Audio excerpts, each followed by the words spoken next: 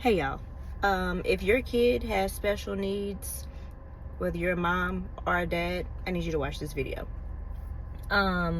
This is just a reminder to always continue to be an advocate for your child, and that just because your child has special needs does not mean that they cannot participate in the extracurricular activities at school. My son, our oldest, my 15-year-old, has special needs. He has an IEP. He's a part of the special ed program at school. And the special ed program, or the IEP, is written so that it allows him to get all of the resources, the therapy, and everything through school hours, 7:15 to 2:15. However, my kid wants to play soccer. He made the JV team as a freshman. Great. However, the therapists, the teachers, are not allowed to do after school activities. So whether your kid chooses to be a part of a club, or they choose to be a part of any sport, or they choose to want to attend a dance that might be later that evening, there will not be adult support. My son has a para, which is the adult support, written into his IEP. Since he wants to do soccer, and soccer's after school, there's not a designated person to take him to where he needs to be to make sure that he keeps up with all of his things, that he's not losing sight of where he's going. So I had to go to the school district to do a background check and to apply to be a volunteer. In the event I need to go to the school, get my child, make sure he changes out, goes to where he needs to be in case someone can't take him.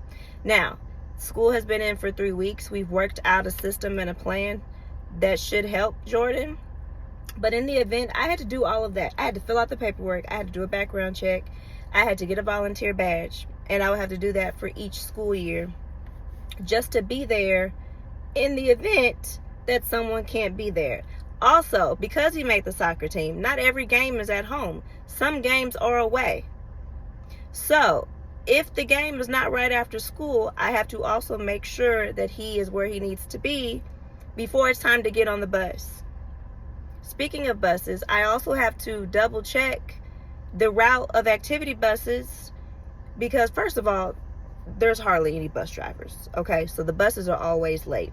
He has the A on his ID to participate in school activities, but I'm not letting him ride the activity bus because the activity bus is not going to take him at the normal bus stop, which is by the house. The activity bus is going to take him to a centralized bus stop for most of the kids to get dropped off, and then he has to walk home.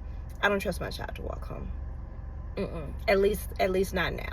So long story short, if you have a special needs child, young, old, elementary, high school, boy, girl, continue to advocate. Ask all the questions. See if, I know a lot of, there's new security standards and protocols and all the things. Ask all the questions. Do what you need to do. Talk to the principal. I've talked to the principal. I've talked to the special school district. I've talked to supervisors. I've talked to coaches to all make sure we're on the same page. And I have my volunteer badge. Today is his first game. I pray that he does well. He's been enjoying it so far.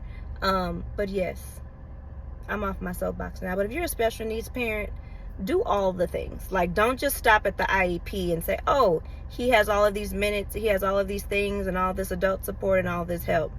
Like, no, go above and beyond. Like, I'm the parent that over communicates. You're going to hear from me. I'm not yelling, but you're going to hear from me. I need to make sure we all know each other and we're all on the same page. So don't forget to do those things. Now, if you're interested in what type of special needs my son has and the journey that he's been on and how we got here, I'm happy to do a video or few on that. Let me know in the comments. But if you're a special needs parent, do all the things. Okay?